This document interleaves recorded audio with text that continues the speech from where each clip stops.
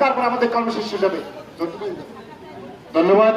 আসলে আপনার দাবি তো আমরা অনুরোধ জানাবো যারাই বক্তব্য দিবেন শুধু এখানে এই পর্যায়ে সংযুক্ত আন্দোলনের মাধ্যমে আজকে যে হাসপাতাল চায়না ফ্রেন্ডশিপ যে হাসপাতাল নির্মাণ, এটি নির্মাণের জন্য রাজপথে বাইপাসে বসে সড়কের উপরে বসে ভূমিষ্ঠ হয়েছে। সেদিন অ্যাম্বুলেন্স এখান থেকে 30 কিলোমিটার দূরে মির্জাগঞ্জ হসপিটালে গিয়ে তার নার কাটা হয়। থেকে হাসপাতালে আসি তাদেরকে রেফার করে দেওয়া হয় বরিশালে, মরতে পড়েছে। অ্যাম্বুলেন্স বরিশাল থেকে আনানো হয়েছে সবচেয়ে ভালো অ্যাম্বুলেন্স, কারণে বরগুনায় যে রোগী মারা যায় এর একটা অন্যতম কারণ। আন্ত ব্যথা পেতেছিল বরগুনায় রোগী জাবুল কালাম আজাদ, তাকে বক্তব্য রাখার জন্য অনুরোধ করি।